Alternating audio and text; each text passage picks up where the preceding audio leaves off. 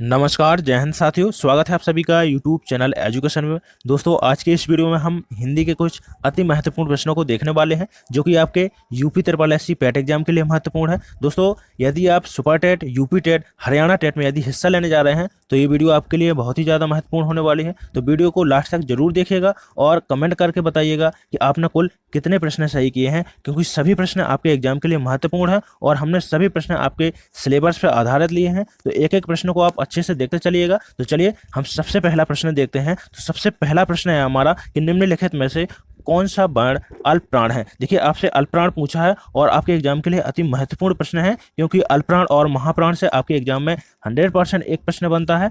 तो देखिए, हिंदी का महत्वपूर्ण प्रश्न है। ऑप्शन है आपके, ऑप्शन ए है आ, ऑप्शन बी है फाभा, ऑप्शन सी है कागा और ऑप्शन डी है थादा। तो देखिए, ऑप्शन सी सही उत्तर हो जाएगा कि अल्पप्राण बाण कौन कौन से हैं। ऑप्शन सी का और गा अल्पप्राण बाण होते हैं। अब देखिए, मैं आपको अल्पप्राण से संबंधित कुछ महत्वपूर्ण तथ्य बता देता हूं कि अल्पप्राण देखने का सबसे आसान तरीका क्या है। देखिए, जैसे मैंने कहा है, एक मैं कोई सा भी वर्गीय व्यंजन का वर्ग ले लेता हूं, का, खा, गा, घा और साथ में ला। तो ये है हमारा वर्गीय व्यंजन का होता है। जैसे वर्गीय व्यंजन कितने होते हैं? 5 होते हैं, जिसमें से का वर्ग, चा वर्ग, टा वर्ग, ता वर्ग और पा वर्ग। तो देखिए, का वर्ग मैंने ले लिया, तो का वर्ग में देखिए किसी भी वर्ग का पहला, तीसरा और पांचवा वर्ण और इसके साथ में या, रा, ला और वा, ये वर्ण अंतस्थ व्यंजन क्या होते हैं? अंतस्थ व्यंजन। और किसी भी वर्ग का पहला, तीसरा, पांचवा वर्ण क्या होते हैं? अल्पप्राण वर्ण कहलाते हैं। देखिए, मैंने कहा है कि पहला वर्ण, तो देखिए पहला वर्ण का हो गया और तीसरा वर्ण भी क्या हो, गा हो गया, जो कैसे हैं? अल्पप्राण वर्ण होते हैं। और इसके अलावा जो वर्ण होते हैं, देखिए अब बचा है क्या अपना? खा वर्ण और घा। तो ये वर्ण क्या हो जाएंगे? महाप्राण वर्ण हो जाएंगे। चलिए अब इसके बाद दूसरा प्रश्न देखते हैं। दूसरा प्रश्न इंपोर्टेंट है, इसको याद रखिएगा। कह रहा है कि राम घर गया, उसने माँ को देखा का संयुक्त वाक्य क्या बनेगा। ऑप्शन है राम ने घर जाकर माँ को देखा, ऑप्शन बी है राम घर गया अतः उसने माँ को देखा, ऑप्शन सी है राम घर गया और उसने माँ को देखा, ऑप्शन डी है इनमें से कोई नहीं। तो ऑप्शन सी सही उत्तर हो जाएगा। इसका क्या बनेगा? हमसे पूछा है संयुक्त वाक्य बनाना है। जो आपके वाक्य होते हैं वो कितने? 3 प्रकार के होते हैं। देखिए, उत्पत्ति के आधार पर वाक्य कितने प्रकार के? 3 प्रकार के होते हैं। एक तो हो जाता है सरल वाक्य, एक तो हो जाता है आपका सरल वाक्य, दूसरा होता है संयुक्त वाक्य, और तीसरा होता है मिश्र वाक्य, जो आपके एग्जाम के लिए इंपॉर्टेंट है। इसलिए मैंने यहाँ से एक प्रश्न रखा है आपके लिए। तो देखिए, जो सरल वाक्य होता है उसमें एक कर्ता और एक क्रिया, जिस वाक्य में एक कर्ता और एक क्रिया देखने को मिलता है, जैसे मैं कहता हूं कि राम घर गया, ये कैसा है? ये एक सरल वाक्य है। लेकिन मैं बोलता हूं कि राम घर गया और उसने माँ को देखा, तो ये कैसा हो जाएगा? संयुक्त वाक्य हो जाएगा। जब भी किसी वाक्य में आपको कंजक्शन मिलता है देखने को, क्या किसी से जुड़ा होता है और, लेकिन, किंतु, परंतु, ऐसे शब्द आपको 2 वाक्यों के बीच में देखने को मिलते हैं, तो वहां पर कौन सा? संयुक्त वाक्य हो जाता है। लेकिन यदि मैं बोलता कि राम ने खाना खाया क्योंकि वह भूखा था, तो देखिए, जब किसी भी वाक्य में क्योंकि, जैसे ही, यद्यपि, तथापि ऐसे आपको कंजक्शन देखने को मिलते हैं बीच में, तो वहां पर हो जाता है मिश्र वाक्य हो जाता है। तो हमसे पूछा गया था कि राम घर गया, उसने माँ को देखा, कितने वाक्य हैं? 2 वाक्य हैं। और किससे जुड़ा हुआ है? कंजक्शन से जुड़ा हुआ है। और तो राम घर गया और उसने माँ को देखा, यहां पर कौन सा वाक्य हो जाएगा? संयुक्त वाक्य हो जाएगा। चलिए अगला प्रश्न देखते हैं। देखिए, कह रहा है कि दुपट्टा में कौन सा समास है। ऑप्शन है बहुब्रीहि, द्वंद्व समास, कर्मधारय या फिर द्विगु समास। इंपॉर्टेंट है, कमेंट जरूर कीजिएगा इसके बारे में कि दुपट्टा में कौन सा समास है। तो देखिए, ऑप्शन डी सही उत्तर हो जाएगा। दुपट्टा में कौन सा समास? द्विगु समास हो जाएगा। क्योंकि यहाँ पर देखिए, जब भी किसी समास में आगे संख्या देखने को मिलती है, जैसे मैं बोलता हूँ पंचमहल बोलता हूँ, तो देखिए किसी भी शब्द के पहले यदि आपको संख्यावाची शब्द मिलता है देखने को मिलता है, तो वहां पर कौन सा समास हो जाता है? द्विगु समास होता है। लेकिन जब भी किसी वाक्य में, शब्द में आपको योजक चिन्ह देखने को मिलता है, जैसे मैं बोलता हूं माता और पिता, जब भी किसी वाक्य में आपको ये बीच का योजक चिन्ह देखने को मिलता है, तो वहां पर द्वंद्व समास हो जाता है। बहुब्रीहि में किसी दूसरे पर अर्थ जाता है, तो वहां पर बहुब्रीहि समास हो जाता है। चलिए इसके बाद अगला प्रश्न देखते हैं।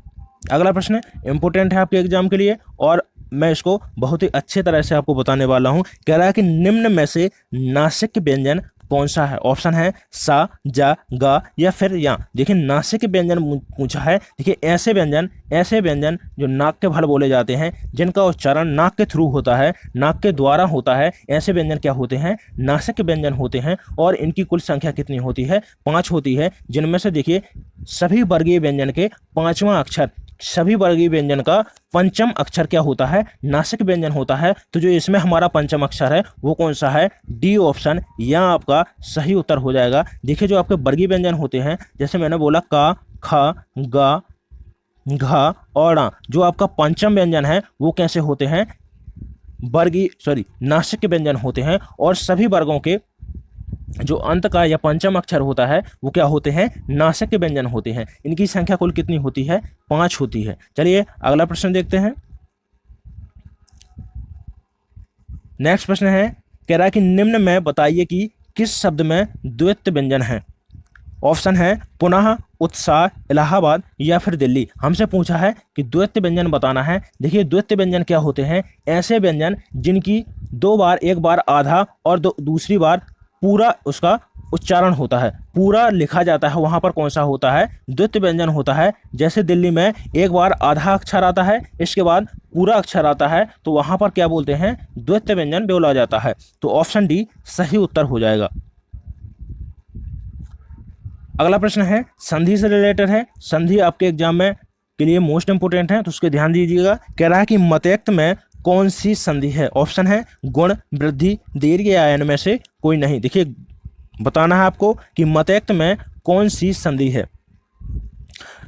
तो वृद्धि संधि सही उत्तर हो जाएगा कि मतयक्त में कौन सी संधि है? वृद्धि संधि है। देखिए जहां पर भी आपको किसी भी वर्ड पर 2 मात्राएं देखने को मिलती हैं, तो वहां पर कौन सी संधि हो जाती है? वृद्धि स्वर संधि हो जाती है। लेकिन मैं बोलता हूं, जैसे मैंने लिखा है महेश, और किसी भी वर्ड पर आपको 1 मात्रा देखने को मिलती है, तो वहां पर कौन सी संधि हो जाती है? गुण स्वर संधि हो जाती है। 2 मात्राएं देखने को मिलती है, तो वहां पर हो जाती है वृद्धि संधि। यही वृद्धि और गुण देखने का सबसे आसान तरीका होता है। चलिए अगला प्रश्न देखते हैं।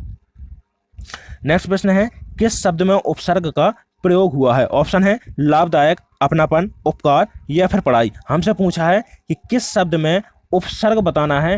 देखिए उपसर्ग क्या होते हैं? जब किसी भी शब्द के आगे प्रयोग होने वाले वर्ड को क्या बोलते हैं? जिसके मैंने बोला है कि उपसर्ग क्या होते हैं? किसी भी शब्द के आगे जो वर्ड यूज होते हैं उसको क्या बोलते हैं?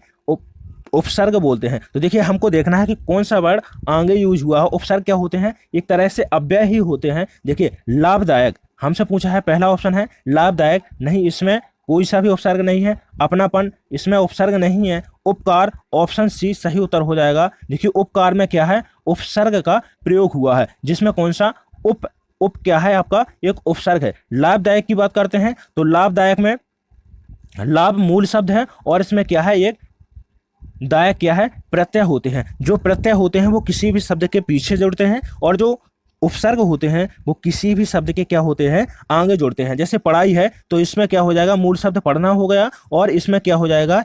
ई आपका प्रत्यय हो जाएगा। प्रत्यय क्या होते हैं? किसी भी शब्द के पीछे जुड़ते हैं। उपसर्ग और प्रत्यय इंपॉर्टेंट है, तो इनको याद रखिएगा। जो प्रत्यय होते हैं वो शब्द के पीछे जुड़ते हैं, लेकिन जो उपसर्ग होते हैं वो शब्द के आगे जुड़ते हैं। इसके बाद अगला प्रश्न देखते हैं। अगला प्रश्न है, अरे उसने तो कमाल कर दिया, वाक्य है, बताइए कौन सा वाक्य है? पूछ रहा है।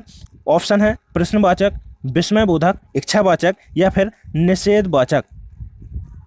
कह रहा है अरे उसने तो कमाल कर दिया। जहां पर आश्चर्य की उत्पत्ति होती है वहां पर कौन सा होता है? जहां पर आश्चर्य आपको देखने को मिलता है, अरे उसने तो कमाल कर दिया, जहां पर आश्चर्य देखने को मिलता है वहां पर होता है विस्मयबोधक वाक्य। जहां पर आश्चर्य जताया जाता है, अरे, भो, अरे, ऐसे शब्द आपको देखने को मिलते हैं, संबोधन शब्द आपको देखने को मिलते हैं, वहां पर कौन सा होता है? विस्मयबोधक वाक्य होता है। प्रश्नवाचक की बात करते हैं, यदि आपको क्वेश्चन वर्ड मिल जाते हैं, क्या, कौन, कैसे, यदि वाक्य में आपको ये शब्द देखने को मिल जाते हैं तो वहां पर हो जाता है आपका प्रश्नवाचक शब्द हो जाता है। जहां पर इच्छा जताई जाती है वहां पर कौन सा? इच्छावाचक वाक्य हो जाता है। जहां पर निषेध का मतलब होता है, मैंने बोला मत, जहां पर मत मिल जाता है, ऐसा काम मत करो, ऐसा काम मत करो। मैं बोलता हूं कि ऐसा काम मत करो, इस काम को आपको नहीं करना है, तो ऐसे वाक्य कैसे हो जाते हैं? निषेध वाक्य हो जाते हैं। जहां पर जिस वाक्य में किसी काम के लिए मना किया गया हो वहां पर होता है निषेधवाचक वाक्य। अगला प्रश्न है कि जातीय का विलोम होगा। ऑप्शन है सामूहिक, विजातीय, सामुदायिक या फिर सजातीय। तो जातीय से पूछा है हमसे, सो ऑप्शन बी सही उत्तर हो जाएगा कि जातीय का विलोम क्या हो जाएगा, विजातीय सही उत्तर हो जाएगा। अगला प्रश्न देखते हैं। अगला प्रश्न है कह रहा है कि निम्नलिखित में से शुद्ध वर्तनी का चयन कीजिए। ऑप्शन है कुमुदनी, ऑप्शन दूसरा है कुमुदनी, ऑप्शन सी है कुमदुनी, ऑप्शन डी है कुमुदनी। तो देखिए ऑप्शन पहला सही उत्तर हो जाएगा, ऑप्शन ए सही उत्तर हो जाएगा। शुद्ध वर्तनी क्या हो जाएगी, कुमुदनी लिखा जाता है, कुमुदनी लिखा जाता है। तो आप कंफ्यूज मत होइएगा, क्योंकि कहीं कहीं पर आपको ऐसा लिखा मिल जाएगा तो ये आपका क्या हो जाएगा, रॉन्ग हो जाएगा।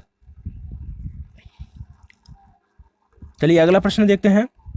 अगला प्रश्न है कि कोयले की दलाली में मोह काला का अर्थ है। ऑप्शन है कोयले का व्यापार करना, ऑप्शन बी व्यापार में घाटा होना, ऑप्शन सी झूठ बोलना या फिर बुरे काम से बुराई मिलना। देखिए पहले हम कोयले की दलाली से मोह काला का अर्थ देखते हैं, क्योंकि इसका अर्थ आ जाएगा तो आप इसका आंसर जरूर दे पाएंगे। तो देखिए कोयले की दलाली में मोह काला, तो देखिए आपने जरूर देखा है होता है कि कोयला होता है, उसको यदि कोई छूता है तो उससे क्या हो जाता है, काला हो जाता है। तो देखिए जो भी काम बुरा करेगा, जो भी काम बुरे करेगा, उससे क्या मिलने वाला है, आपको बुराई ही मिलने वाला है। तो ऑप्शन डी सही उत्तर हो जाएगा कि बुरे काम से क्या होता है, बुराई ही मिलती है। इसी प्रकार यदि आप कोयले को छुएंगे तो उससे क्या हो जाएगा, काला ही हो जाएगा। ठीक है, चलिए अगला प्रश्न देखते हैं। अगला प्रश्न है कि वाक्य के घटक होते हैं। देखिए वाक्य के घटक बताना है, क्या क्या घटक जरूरी होते हैं एक वाक्य के निर्माण के लिए। ऑप्शन है कर्म और क्रिया, ऑप्शन बी कर्ता और क्रिया, ऑप्शन सी उद्देश्य और विधेय, ऑप्शन डी कर्म और विशेषण। देखिए वाक्य के घटक पूछा है हमसे, तो मैंने बताया है कि आपके वाक्य के लिए दो चीजें सबसे ज्यादा जरूरी होती हैं, एक तो होता है कर्ता और दूसरा होता है क्रिया। दोनों यदि वाक्य में है तो एक कंप्लीट वाक्य का निर्माण हो जाता है। तो मैंने कहा है कर्ता और क्रिया, तो ऑप्शन सी सही उत्तर हो जाएगा। देखिए जो आपका उद्देश्य होता है वो क्या कहलाता है, कर्ता कहलाता है, और जो विधेय होता है उसको क्या बोलते हैं, क्रिया बोलते हैं। मैंने कहा कि राम घर जाता है, राम घर जाता है। तो देखिए यहाँ पर जो उद्देश्य है वो क्या है, राम है, और उसका घर जाना क्या है, घर जाना क्या है, उसका विधेय है, जो कैसी एक क्रिया है। अब अगला प्रश्न देखते हैं। कह रहा है कि हिंदी साहित्य का 9वां रस कौन सा है। ऑप्शन है वत्सल, ऑप्शन बी है भक्ति, ऑप्शन सी शांत, और ऑप्शन डी है करुण रस। तो देखिए ऑप्शन सी सही उत्तर हो जाएगा कि हिंदी साहित्य का 9वां रस कौन सा है, शांत रस है। जो हिंदी में कुल कितने 9 रस कितने हैं, तो 9 रस हैं हिंदी में। मूल रसों की संख्या हिंदी में कुल कितनी है, 9 है। यदि बात करते हैं कुल रसों की तो 11 या फिर 12 रस आपके हिंदी में कुल रस हो जाते हैं। लेकिन यदि पूछता है कि हिंदी में कुल रस, कुल मुख्य रस कितने हैं, तो 9 रस हैं। चलिए अगला प्रश्न है, निम्न में से कौन शब्द शक्ति का भेद नहीं है। देखिए शब्द शक्ति बताना है आपको कि एक ऐसा कौन सा है ऑप्शन जो शब्द शक्ति का प्रकार नहीं है। ऑप्शन है व्यंजना, अभिधा, लक्षणा या फिर रस। तो देखिए जो शब्द शक्ति होती हैं वो कितने होती हैं, 3 प्रकार की होती हैं, व्यंजना, अभिधा और लक्षणा। तो देखिए ऑप्शन डी सही उत्तर हो जाएगा। जो रस होते हैं वो शब्द शक्ति का भेद नहीं है, शब्द शक्ति का प्रकार नहीं है। अगला प्रश्न है, कह रहा है कि मदन शलाका किसका पर्यायवाची है। ऑप्शन ए चिड़िया, ऑप्शन बी कोयल, ऑप्शन सी कौवा और ऑप्शन डी है कबूतर। देखिए मदन शलाका पूछा है कि मदन शलाका किसका पर्यायवाची है, तो ऑप्शन बी सही उत्तर हो जाएगा। कोयल का पर्यायवाची क्या होता है, मदन शलाका होता है। दोस्तों सभी प्रश्न आपके एग्जाम के लिए मोस्ट इंपोर्टेंट हैं और हमने सभी प्रश्न कंप्लीट कर लिए हैं। एक एक प्रश्न आपने यदि अच्छे से नहीं देखा है तो फिर से एक बार वीडियो को दोबारा देखिएगा। और मैं बता देता हूं कि जो आपका पैट एग्जाम है उसके लिए बहुत ही कम समय बचा है। यदि आप पैट एग्जाम की तैयारी करते हैं तो देखिए जितने भी पॉइंट मैंने बताए हैं सभी प्रश्न आपके एग्जाम के लिए मोस्ट इंपोर्टेंट है। और दोस्तों वीडियो अच्छा लगा हो तो प्लीज़ चैनल को सब्सक्राइब जरूर कर लीजिएगा, और यदि चैनल पर नए हो तो ज़रूर सब्सक्राइब कर लीजिएगा। इसके बाद मिलते हैं अगले वीडियो में, तब तक के लिए धन्यवाद।